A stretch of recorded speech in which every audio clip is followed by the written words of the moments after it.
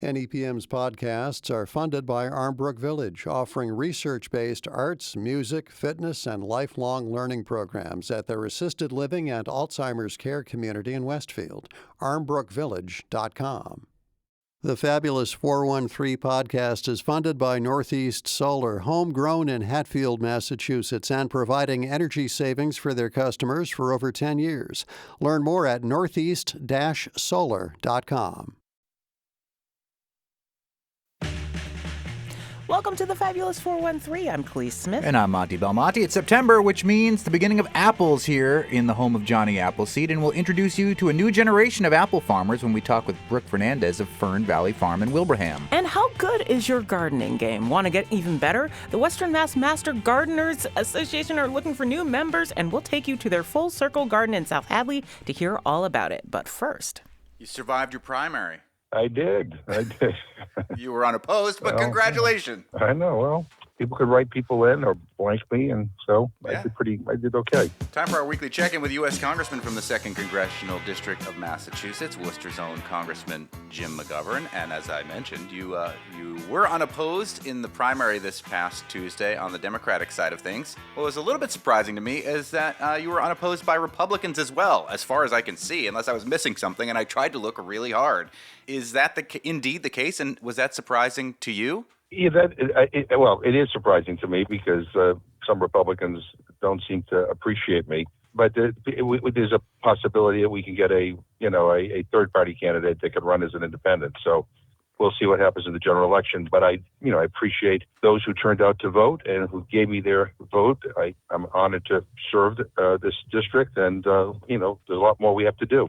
It is worth noting that I do believe there might be an independent candidate named Cornelius Shea, who I'm not exactly sure whether they will be appearing on the ballot or not, but if they are indeed a legitimate candidate with a campaign and all, we will do our best to welcome them on the show and hear their ideas. I looked a little bit about their platform. They seem sort of like a moderate Democrat that seems left behind by you flaming commie pinkos on the left. Yeah, I don't know much about him, but I don't think he's a moderate Democrat. I think he's more of a very conservative Republican, but in any event, we'll see. I've never met him.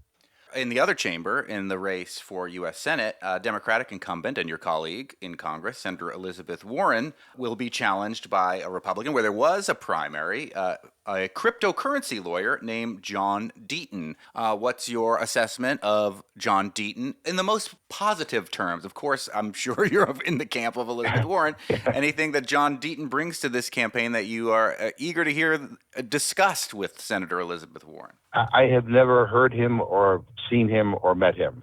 So I assume I will learn more about him in the campaign. But again, I think Elizabeth Warren is one of the great leaders in the United States Senate, and I feel confident that she will return as our senator. But I don't know this guy at all. Well, you may have an opportunity to meet him because there is a rumor that there will be two debates, one in Boston and one in Springfield. Wink, wink. I'll hold my breath. Yeah. There we go. Another big campaign bit of news that broke yesterday evening is that your former House colleague, Liz Cheney, has come out in favor of Kamala Harris for president. I know you worked with Liz Cheney. She was one of the Republicans, of course, the daughter of the former Republican Vice President, Dick Cheney, one of the Republicans who has been opposed to a lot of what Donald Trump did during his presidency. What's your take on Liz Cheney, a prominent Republican name and prominent Republican coming forward for the Democrat, Vice President Kamala Harris? Well, I served with her for many years, and I consider her a friend. We have very different opinions on the issues, obviously. But I admire her guts and her courage and her commitment to democracy and freedom. And I appreciate the fact that, she is doing what she says she stands for, and that is she's voting to protect our democracy. And she endorsed Kamala Harris. It's hard for a Republican to do that. She understands that more is at stake. And I, quite frankly, I wish more of her colleagues, actually acted in a way that reflected what they tell me privately. People tell me all the time that Donald Trump is a clear and present danger. And then they go out and they appear at press conferences and say he's the greatest president we've ever had. She actually is a person of conviction. She has said that Donald Trump is a danger to our democracy and a danger to our freedoms. And she is actually taking action to demonstrate to the American people that sometimes there are more important things than politics and partisanship. And so I admire her for doing this. We're talking with U.S. Congressman Jim McGovern. This Tuesday is the much ballyhooed ABC presidential debate between Vice President Kamala Harris and former President Trump. I'll mention, shameless plug, that NEPM is hosting a debate watch party at White Lion Brewery in Amherst, their new location there on North Pleasant Street. What are some of the things that you are looking for in this debate on Tuesday and hoping Kamala Harris will address as she faces off against the former president? I hope that she talks about not only what she's against, but what she's for. Obviously, Donald Trump is somebody who should not be anywhere near the White House. But I think she also needs to talk about what she's going to do to improve the economy, to expand health care protections for people, to lower prescription drugs, to protect things like Social Security and Medicare. I think she needs to talk about her initiatives to deal with climate change and what we stand for as a country in the world. So I feel that, she will do very, very well. What's unpredictable is how unhinged Donald Trump will be. You just never know how these debates go, but I'm confident that she'll do well. And again, I think, as she has put it, she's the underdog. We're the underdog in this race. Trump, was president, and, I'm not sure the polls accurately reflect the depth of his support amongst people in this country. I don't understand that support, but nonetheless, he's not to be underestimated, and hopefully she's spending some time preparing. Prior to the first debate, it seemed, and I think we talked about, how these debates oftentimes don't sway people very much one way or the other, that people kind of go into watching these debates with a team that they've already decided to back. Right. That was very wrong in our assessment of the last debate. Yeah. I think President Joe Biden's performance there really did change a lot of people's minds, including the power structure of the Democratic Party, to essentially ask him to step aside. Do you think that this debate will have a similar impact? Are there people that don't know Kamala Harris well enough that this will be one of their first big introductions to her and could be swayed one way or the other? I do think that there are people who are uncomfortable with Trump, but who have not traditionally voted with the Democrats, who are going to go into this with more of an open mind. Again, this is an unusual election because it's not like past elections where we're voting on issues. This is as Liz Cheney kind of pointed out, there's more at stake here, than your position on tax cuts. So I do think that there'll be some people that will be tuning in just to see whether or not, she's saying things that resonate with them and whether they believe that, she could be president. I think she can be, and I think that she will do very, very well. She is smart.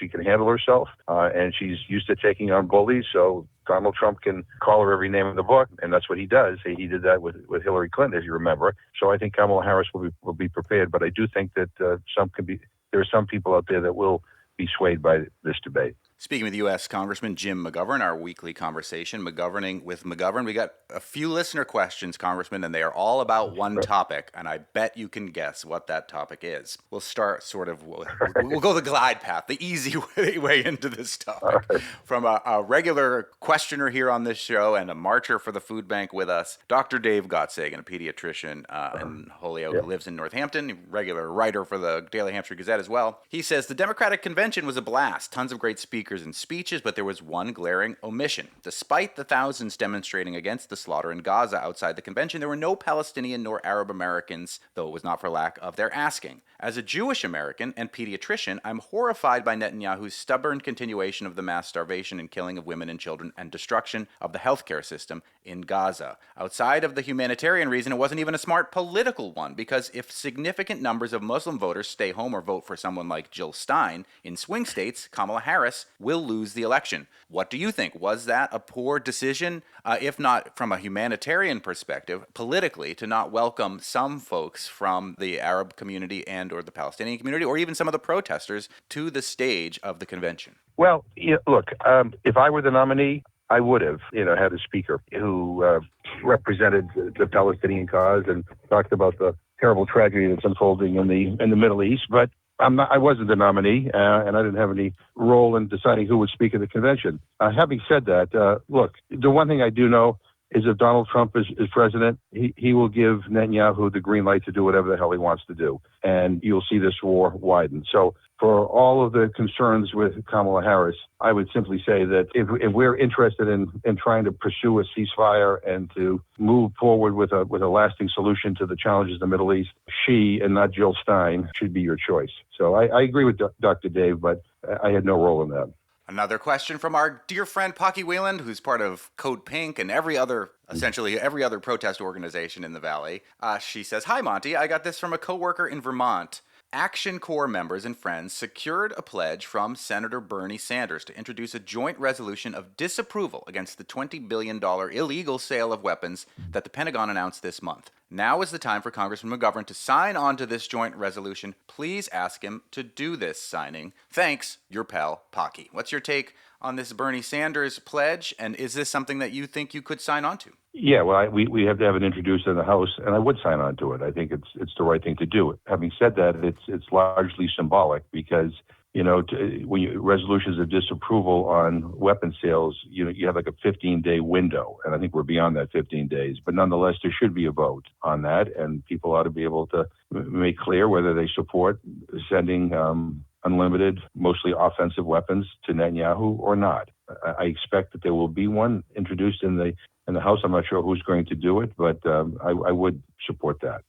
Pocky Wheeland is also part of the organization that's called Demilitarize Western Mass. We brought them up on your show last week because there was a protest in front of your office where there was a giant puppet of you in a prison jumpsuit and handcuffs calling you a war criminal, and that puppet also appeared in front of Northampton City Hall over the weekend. My resident astronomer was in Northampton and said, "What's the deal with this giant puppet?"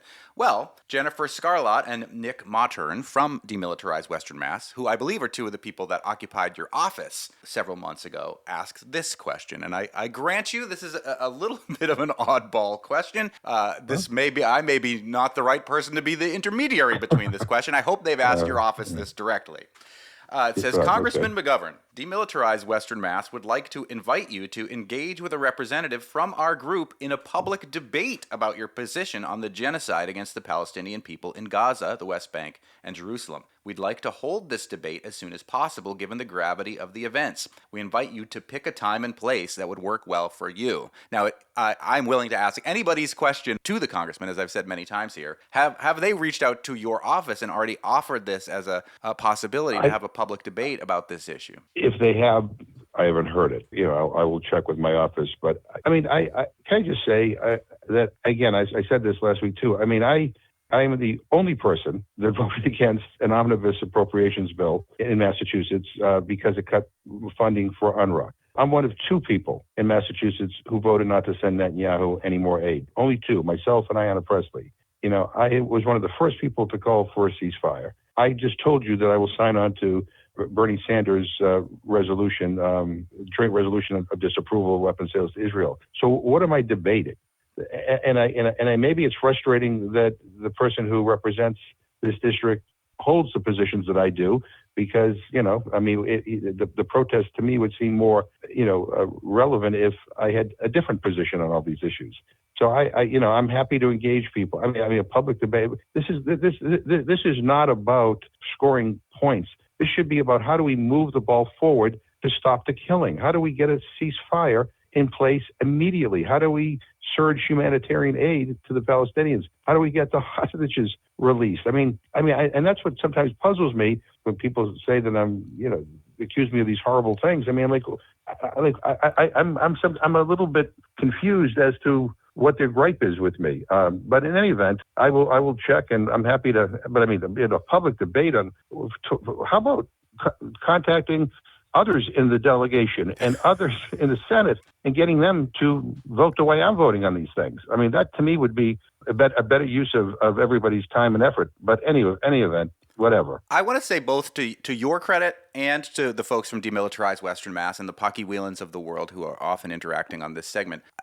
I believe that they believe in you. I believe that they think that you probably are doing the right thing compared to everybody else in Congress. That being said, it is such a dire situation. The gravity of the situation is so horrific and troubling to so many people that I think these organizations are looking for somebody who could be a standard bearer in a way, or even an aspirational figure, even if it is merely a symbolic gesture, like perhaps Bernie Sanders' gesture is merely a symbolic gesture. That's the inspiration I think people are longing for when things get so tough like this. And I appreciate that. And I love Paki, and I don't think Paki was calling me a war criminal. So I appreciate her and others who come. But I sometimes wonder, like, the benefit of beating up on people who are actually voting the way you want us to vote.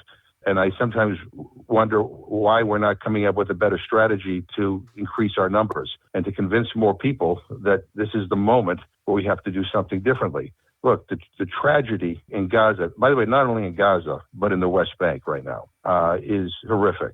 And, I'm urging the Biden administration, especially now, because the military operations of the West Bank are increasing, to invoke the Leahy Law and to start putting military units, Israeli military units that are guilty of human rights abuses, on the Leahy list and suspend all aid to those military units that we know are committing terrible human rights violations. I believe that the administration has the ability under current law to suspend all offensive weapons to Israel because Israel continues to frustrate humanitarian aid into Gaza. And I agree with Bernie Sanders. I wish we were in session so that we could vote on a resolution disapproval that would actually be able to, if it passed, be able to do something. But we're not.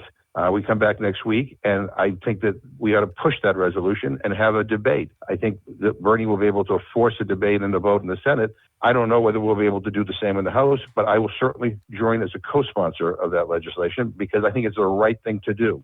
And by the way, thousands of Israelis think it's the right thing to do as well. Right. They're in the streets protesting. Netanyahu is like the Israeli version of Donald Trump. He is continuing this war because, one, he thinks Donald Trump could win. And two, he's continuing because if it ends, he will no longer be in power and he may go to jail. We all have to be clear about what's happening here. But I agree. I will continue to speak out and I will continue to engage with people on this. But we have to figure out how to convince and persuade more people in Congress who have voting power to agree with what we're saying here.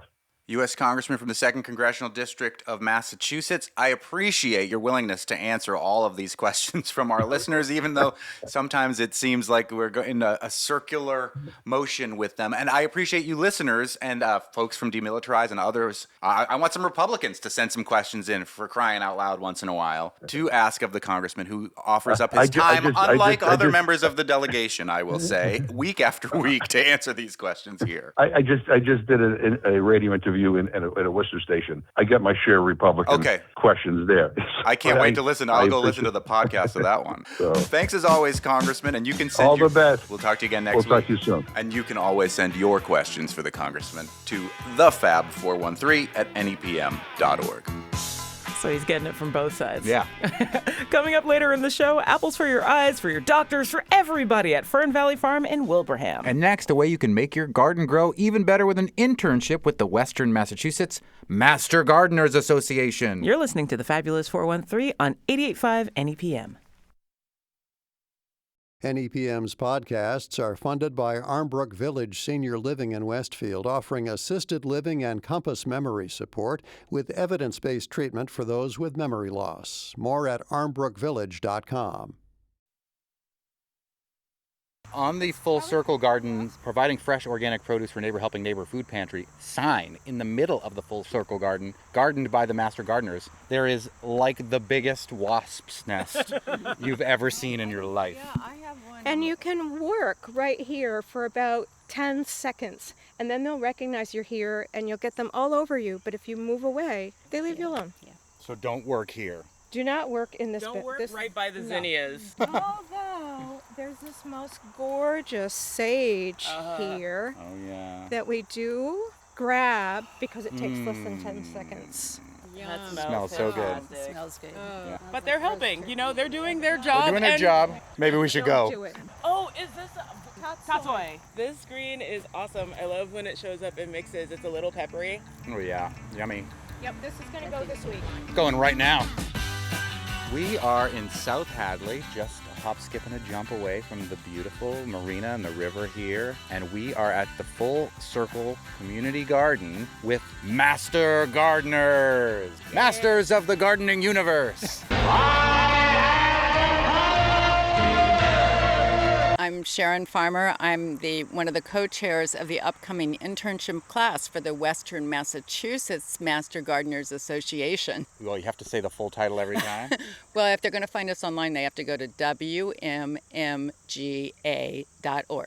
And what's your name? Perfect. I'm Joanne Palmer. I'm from South Hadley. And what's your name? Marjorie Gerard, also South Hadley. And you two are kind of the movers and shakers for this community garden. There's three of us. And Sharon, you're from Holyoke, where the Master Gardeners are behind one of the most beautiful gardens in Holyoke that Khalees and I are big fans In of. Wistariahurst The Museum. Wistariahurst Gardens there. And Joanne is also on that team. Joanne is an amazing person of many skills. Jack of all trades, master of none. Except gardening. Master gardeners. But let's just clarify that nobody ever masters gardening. It's always a bit of an experiment. So people who are thinking about maybe they'd want to take this class should remember that we're all learning all the time. And that's one of the reasons to do it, because we have to take classes every year in order to remain master gardeners. One of the early farms we went to, somebody said agriculture is like 90% faith and 10% science, and that seems to be true for what you're saying. Yeah. I mean, and the term master is intimidating to people. Like, we'll talk to people who anybody in the world would consider an expert, and when you call them an expert to their face, they're like, I'm not an expert. Exactly. But so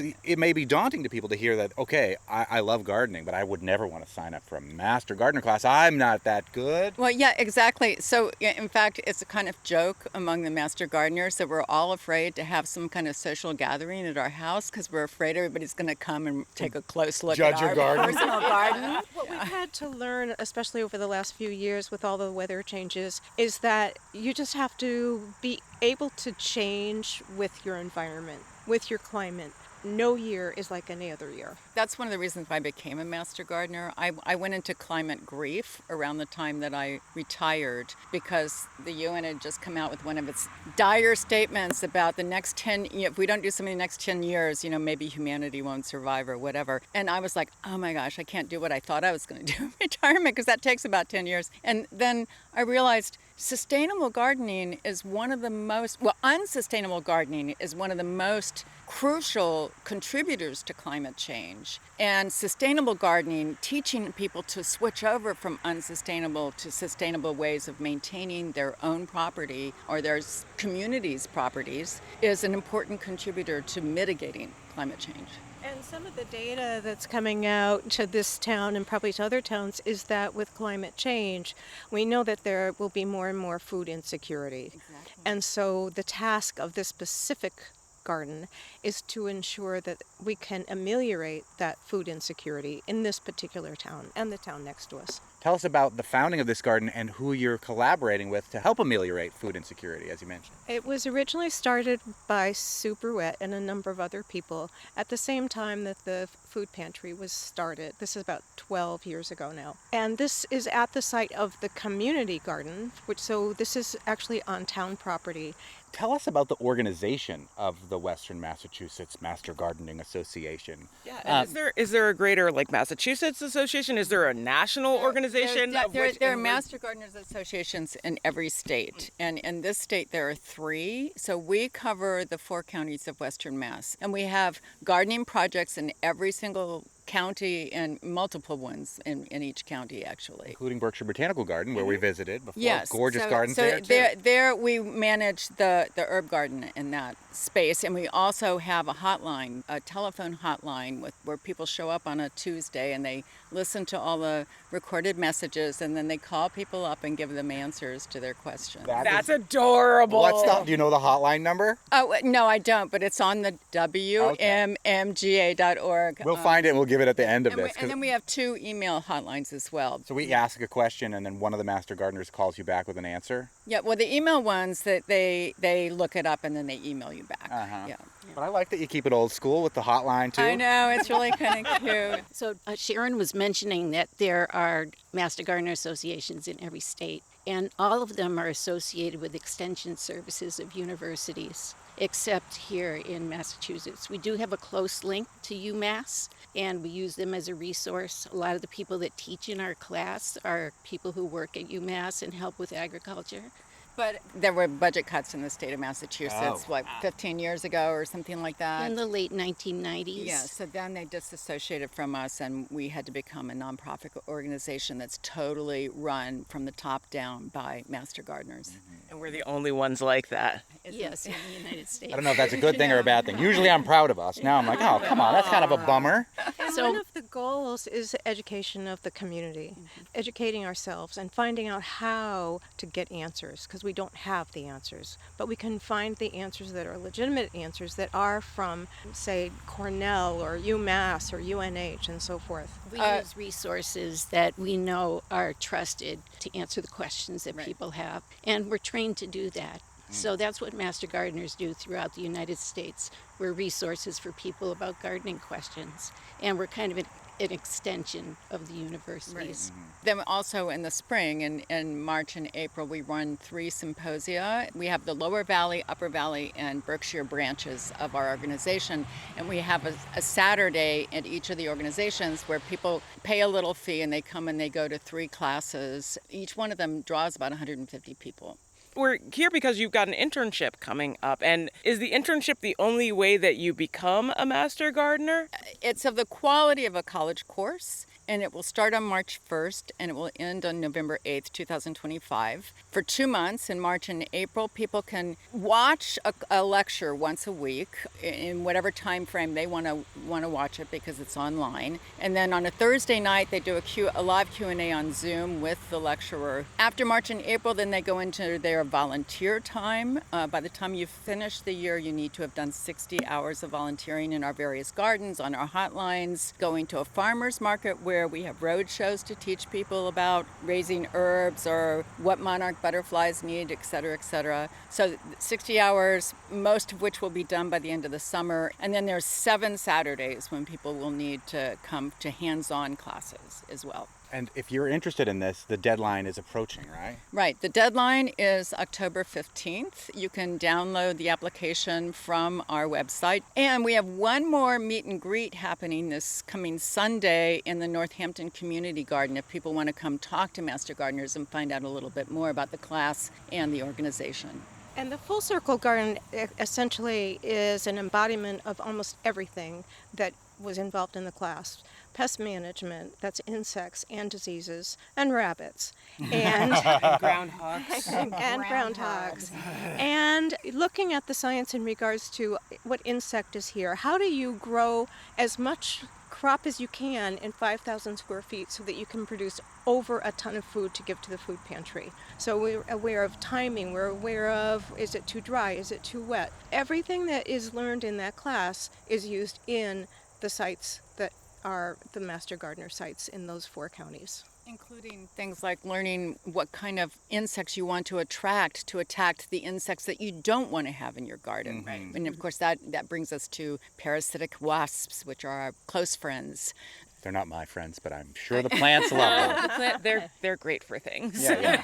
And we were even just off the air talking about different types of bugs that are specific. Like your squash is a little wonky because maybe it didn't get the right kind of pollination with the right kind of bee at the right time. And those are the kind of things that you're able to nuance and figure out that other people with the squash in their backyard will be like, what the hell? Right. All of our projects in Western Mass are places where we learn. We continue to learn. Interns come and learn more about gardening, more depth about gardening. And we also teach. So we have community volunteers that are coming and asking us questions about their own gardens. And it deepens our knowledge because we're trying new things all the time. And we've also become very passionate about growing native plants. It was a conversion experience for me, that taking the Master Gardener internship class, because I had always known about native plants but hadn't really processed how essential they are for the continued survival of most of our moths and butterflies, and therefore for the survival of our bird populations, because it takes something like 3,000 to 5,000 caterpillars to feed a single nest of chickadees. And that's one of the things that actually we're moving forward on right now ourselves, is that we are renovating the floral part of our beds so that we have an increased number of native plants and pollinators both. Next, a twirl around the raised beds and revelations at Full Circle Garden with Master Gardeners Sharon Farmer, Marjorie Gerard, and Joanne Palmer. You're listening to the Fabulous 413 on 88.5 NEPM.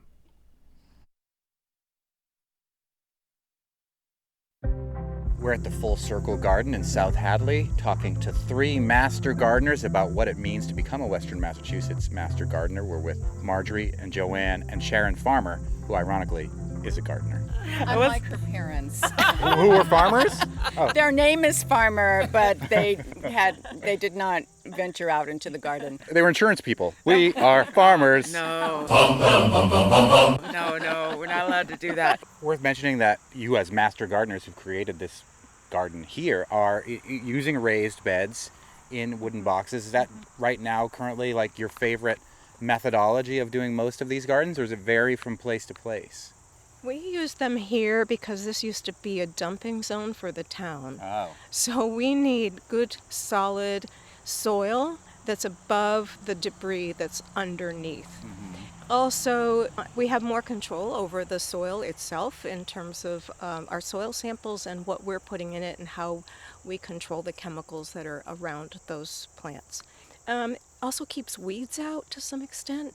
Are there things that you used to do before you became a master gardener that you look back on and are so embarrassed by as a master gardener? Like, I can't believe I planted this with that, or I can't believe I planted this way, or used this product. Oh, everything. Yeah, so it wasn't really my fault, but it wasn't until I was a master gardener that I realized that a particular worm I was running into in my garden was the evil Asian jumping worm. Oh, yeah. And that they are all over my yard, and they were probably introduced there by the realtor who sold me my house, because they put in a bunch of mulch that probably brought all those jumping worms with them. So, whereas I used to ignore them, now whenever I find them, they go into a jar of water with a little bit of detergent in it. Yeah, one thing that I recognize how important it is to do something called sanitization. And that is, as soon as you get a disease on your plant, remove that disease. Don't let it sit around and travel to another leaf or another plant. Yeah, before I became a master gardener, I was just a plain gardener. I would do the same thing every year, and I used to buy annuals and plant them. I didn't really care too much about what types of trees or shrubs that I had. But after I became a master gardener, I really understood what gardening was about. It's really about taking care of the environment, making sure that the bees and the birds are taken care of, making sure that the soil can regenerate and be used continually, that we're not depleting our resources. Being a master gardener, I feel like I'm giving back to the community because I'm talking to people and helping them to understand what gardening is really about. Right. Is there something in this Full Circle Garden here in South Hadley that you master gardeners are particularly proud of? Well, I think we're particularly proud of the fact that it's, the beginning of September, we have already donated 2,000 pounds to the food pantry. Yeah. And we started donating, probably the first crop was in May, over 300 heads of lettuce, and that's not including all the leaf lettuce. And we will probably go on until November. So there's a good, solid 5 to 6 months of fresh, organic, unaffordable food going to the people in the community that need to have that kind of support. Because the population at the food pantry has almost tripled since 2020, we have found that the pantry is willing to take herbs, which we forage from around the whole garden, and also we were given some celery plants and some cabbage plants and some collards this year. We grew them, and the pantry took them, and nobody turned them back. So we're actually expanding the repertoire of the foods that the people at the pantry are having access to. How many of the gardens that volunteers from the Master Gardeners Association donate food like that? Is this unique in that way? There's one in Northampton as well that they give to the Grow Food Northampton. Kind of want to wander, Yeah. Let's wander. Especially because I kind of have eggplant questions. My eggplant is doing supremely well, but I also kind of don't know when to take them off anymore because they've gotten much larger than I've let them get in the past. Is it now? This is the best year that we've had eggplant, and you'll notice that they're all in really tall beds because their roots, here you'll see the ones that have already finished doing their job, their roots are about 12 to 15 inches long. And before this was filled with lettuce. So last year or? Nope, No, this earlier year. this season. So many of these beds have had 2 or 3 crops. So this had lettuce, and now it has eggplant, and after this it will have a cover crop so that we make sure that weeds are not growing and that we keep the soil with roots in the soil so that the air pockets are still in the soil, and then we'll turn it all over in the spring. We're growing tomatoes in 2 different ways. We're experimenting, and we're finding that growing on these poles with strings is much easier to manage, much easier to tie up, and control disease. So grow them like beans instead. Grow them like beans. Okay. Yep. Also, companion planting. You'll see that we're growing our basil in between our tomatoes, so we get 2 crops in This is one the Italian space. garden. But they make each other better. Oh, they definitely do. Yeah. They make Italians better too. Now if we could only grow mozzarella and balsamic vinegar here. Are you doing anything with seed saving with this garden or the other gardens that you manage? Saving seeds? Yes, we do. Some drying garlic bulbs over Drying here. garlic. Garlic. And so we do keep our largest bulbs that we will plant in the fall. So cool. Yeah, thank you so much. I'm so glad we connected with you. We've seen your work in passing, and we've been to some of your gardens. But to know that it's not as daunting as one might think to become a master. It can be, it can be inspirational. To be a kung fu master, it takes a lot harder work. It's practice. Kung Fu means practice. That's right. There's room for all kinds of talents in the organization. I mean, the main thing that we're looking for in people is, I mean, you have to love gardening, but a desire to give back to the community. But then what are the talents that we need? We need people who are graphic artists to maintain our web page, and we need people who know how to teach. We need people who are willing to serve on committees and that kind of thing. So there's a broad range of talents that contribute to this organization. Is that oregano? It was, actually. And the gardeners also donate bouquets to the food pantry, which is adorable. We'll post a link to the internship program in our show notes. And if you're in the Berkshires and have questions and you want to ask the Master Gardeners there, their hotline number is 413-298-5355. It's finally apple season, the best time of the year. The best time of the year! And we'll celebrate by talking about the bounty in the orchards at Fern Valley Farms in Wilbraham. You're listening to the Fabulous 413 on 88.5 NEPM. NEPM's podcasts are funded by Armbrook Village, offering research-based arts, music, fitness, and lifelong learning programs at their assisted living and Alzheimer's care community in Westfield. armbrookvillage.com. The Fabulous 413 podcast is funded by the UMass 5 College Credit Union, offering co-op advantage checking with cash back on all purchases, plus secure debit card controls, all from the UMass 5 mobile banking app. Insured by NCUA, umass5.coop. I think I could lean into an NPR voice. I feel like that is calling to me. If that makes you happy and makes you comfortable, by all means. Like ASMR. We could do CISA ASMR. I think that there's some money in that. Yeah, that could be. Please do this. Go to the farms on your list and just record like 5 minutes of being out in the farm and put it up on your site as CISA ASMR. Yes, and just some apples crunching. Yeah. I like it. Absolutely. Yeah. Should do that.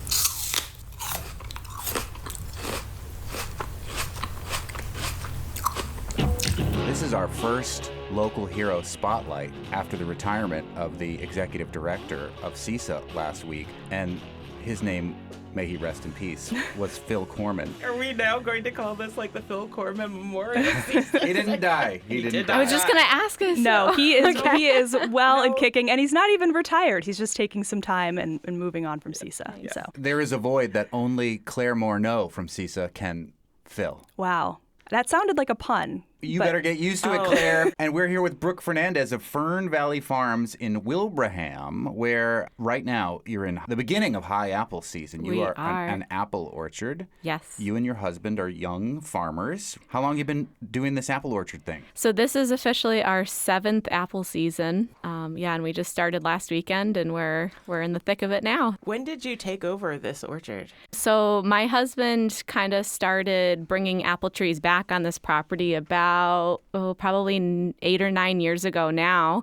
He discovered it by kind of way up above the mountain, above the orchard. There's the Wilbraham Nature Preserve, and he hays and maintains all those fields. And he would bring the hay down through this property that was owned by somebody else, didn't use it for apples, so the trees were kind of overgrown. And he just asked, can I start, just see if the trees can give us fruit again if I clear some? And it worked. And eventually the man who owned the orchard was like, I'll sell it to you if you want it. So he and his dad kind of dove headfirst into it and brought this property back, and here we are. That's fantastic. Yeah. And there he is. He's on the farm. He's too busy to come talk to us. He yet. is, yeah. So I am I am the farm spokesperson today, but he is the true farmer. He works very, very hard on that property, and he and his dad just do an amazing job. I kind of handle the events. We have a lot of people who come up for parties, and I handle our staffing at the farm, our scheduling. I do a lot of the private and semi-private events for people who want to come up with groups and apple pick and have birthday parties and things like that. Agritourism is a thing that we keep hearing about, which is like tied into like people doing events on their farms and people doing like festivals and things on your farms. And you've got like live music. You host like weddings and parties, like you say. Like, why get into this aspect of agriculture? Yeah, I think it's just really important to make sure that we're celebrating where our food comes from and bringing people up. And we like to educate the people who come up and show them, like, how the apples are growing. And we make sure that we post every week about what varieties are available right now, and helping to educate people on where their food comes from, and having these local vendors and local businesses a part of it as well is just, spreading that. Like, our apples go to like local bakeries. Pandolcetti has our apples and puts them in their pastries. So it's a way to bring the community together and have fun while we're doing it. As a small business owner, was it your decision to be like, we're not just going to revive this apple orchard, but we're going to revive this apple orchard, and we're going to have an event space, and we're going to do these events, and we're going to... Is that kind of the business plan that you and your husband created going into this? It kind of morphed into that slowly. Originally, it was just, pick your own. We were kind of... Our busiest time was just concentrated during apple season. But honestly, when COVID hit, and we kind of had to change how we structured our pick your own, people used to come up in the wagons, and we kind of had to be like, okay, well, people have to drive up to the orchard now in their cars because we couldn't load everybody up on the wagons from the bottom and come up. And then people, they wanted outdoor things. They wanted outdoor weddings. They wanted outdoor birthday parties. And we just kind of kept getting asked if we would be willing to do it, and interest grew. So we were like, why don't we offer this to people? And it stuck, and people, they enjoy being out and seeing the apple trees as their background, and they incorporate our apples into their party snacks and things like that. And it's an activity for them to do during their events. So from COVID on, it kind of have just morphed into this bigger thing. Is COVID where the idea for your Apple Club came from? Apple Club came after we started our summer concert series. We have local musicians come up in the summertime. We call them our Fern Valley Faithfuls, the people that are just up every day that they can possibly be up there from the summer to apple season. And we just wanted a fun way to give them not only a good deal to come up, but like we try to give them like some perks like with it to say like, thank you for supporting us all the time, and we appreciate you, and we want everybody to keep coming back and keep having fun. So that's kind of how Apple Club came about. We just had those faithful people keep coming back and back. It's very public radio of you with like the tote bag and all this stuff. Right. It feels like a fun drive. We're speaking with Brooke Fernandez of Fern Valley Farm in Wilbraham, an apple orchard, and CISA's Claire Morneau. So you do pick your own. Has Pick Your Own started for this season? It has, yeah. It started last weekend. We have a couple apple varieties available. We have probably 4 or 5 this weekend, and all the varieties will be ready to go in about 2 weekends. What are the early ones? We have the Gala and Ginger Golds and Early Max right now, which, luckily we've had a couple really cool nights, which just kind of activates the sugars even more. So they're like really good right now and really sweet. It's been a good start to the season. Nice. How many varieties do you have total? We have 15 in total. Yeah, and we're planting a couple new varieties every year to kind of extend the season. So All eating varieties, or are you looking at or possibly growing cider varieties too? We've talked about it before. It's a whole new chapter for us. It's a goal of ours to someday be able to do cider, but you can really do cider you can try any variety that you want with it. We have an old cider press that every year we have our employees and their families get together the weekend after we close for a cider party. And we press cider with the very old cider press for everybody. And it's fun. And it's fun to try the different varieties and see how it kind of changes the taste. A lot of apple orchards had a tough season last year. I'm curious how things are looking this year for you and how it compares to last year. Yeah, the weather's definitely been a challenge for the orchards. We're lucky in that our apple orchard's situated on kind of the side of a mountain where there's a lot of dips and valleys kind of. And it's amazing. If you go out on a morning like this past morning, it was really chilly. You can feel the pockets of warmth that the dips kind of hold on to, and it protects the apples from those frosts. So we're really lucky that we dodged some of that damage last year and this year. This year's crop is beautiful. They're really big and really juicy this year because we had a good balance of sun and rain. We have a little spot of peach trees, and this was our first year that our peaches were really good in a while. Nobody's peaches were good last year. Right. Nobody's peaches existed. Our peaches did not exist last year, no. That's Brooke Fernandez of Fern Valley Farm in Wilbraham, where they are running an orchard. It's 7th season, you said. Yes. What were you doing, and what was your husband doing before you decided to jump into farming? Yeah, my husband was a police officer for 10 years, and he loved that job, and he was really good at it, but his heart was being pulled towards farming. And now we have a 1-year-old, so as our family's kind of developing and growing, he was like, all right, we're going to, farming just made the most sense and is what he was most passionate about in the moment. And I was also a teacher for 10 years, and after I had our baby, then we decided to kind of go gung-ho. I can be home with Andrew, and I can do the events and meet with people at the orchard because it's my backyard. And Andrew comes right along with me, and he gets to crawl around the farm and have a beautiful childhood doing that. So everything just fell into place really nicely for us. We're so lucky that things turned out the way that they did. Instead of waiting for the teacher's pet to bring you an apple, you can just have as many apples as you want whenever you want. Exactly. The farm also offers arboring services like tree cleanup and pruning and takeaway services. Has that always been a part of it, or was it something that came along later, much like the event plant? Actually, my husband has been doing tree work with his dad since he was very, very little. He was the kid that held the rope as his dad was a tree climber, like in case he slipped, so he would catch him. So nothing weighs on your conscience like I accidentally dropped my dad. Are you preparing your son for that same role? Yeah, right? Give the 1-year-old a rope.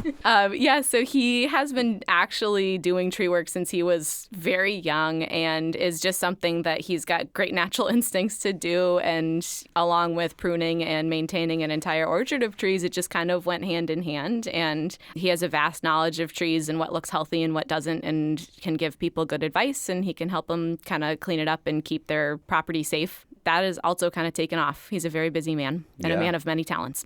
Again, too busy to be here with us in the studio. Yes, it's his busiest time of year right now. but Brooke Fernandez from Fern Valley Farms in Wilbraham is here. I'm curious about what you've got coming up that you want people to know about. Yeah, we are full of events coming up in September and October. We have a really fun event coming up on September 29th. This is being put together by the Wilbraham Hamden Academic Trust. It's a fundraiser. They're an organization that raises money to give local teachers grants. So they're going to have a family fall festival up at the farm September 29th. We have a vendor fair coming up on October 13th. Thank you. October 13th. I have many events in my head. So October 13th, we have 2 wonderful local ladies. One is the owner of the Outside the Box gift shop that's actually in downtown Springfield. They coordinate this vendor fair, so we have a ton of local vendors come up while we're open for apple picking, and they sell their goods. And it's just a great way to come up and support local businesses. When is your next pancake breakfast? Our next pancake breakfast is October 20th, and we're excited to have People come up and eat apple cinnamon pancakes. I am one of those people. Yeah, we're just trying, all sorts of things. These pancakes look real good, is all I'm saying. Pancake breakfast, I'm absolutely for it, especially if you can get them in the orchard with the fruit that the orchard makes inside of them, because fruited pancakes are that much better. You have live music every weekend, right? We have live music every weekend. And I see that you have a movie night on September 13th. Do you know what movie you're going to show? We do. Actually, we just released yesterday. It's gonna be a double feature this time. Yes. Since the sun's setting earlier, we can do two. So we're going to have Monsters, Inc. first and then Hocus Pocus to get you ready for Halloween. Oh, yeah. Classic. I'm a little upset that I missed the Goonies, but that's okay. That was a fun one. Yeah. That was a really packed night. Yeah. But the movie nights are fun because the kids, everybody comes kind of in their PJs with their blankets and their pillows, and they have a nice time. They can, again, just enjoy nature, watch a movie, and have a nice time with family. Those are some of the events that are happening at Fern Valley Farm in Wilbraham with Brooke Fernandez and her husband and her 1-year-old there. But CISA has some cool events coming up pretty soon too, Claire Morneau. Tell us about those. Yeah, we're hosting a couple of farm tours over the next week or so.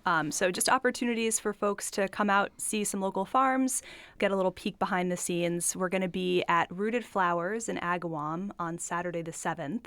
You can come see the flowers growing, make your own bouquet. There's going to be face painting for kids, all sorts of fun stuff. And then on Thursday the 12th, we're headed up to Diamond Farm in Wendell. If you've had a local turkey, it may have been theirs. They raise chickens and turkeys and eggs and beef. And so that's going to be an opportunity to see a totally different sort of family farm.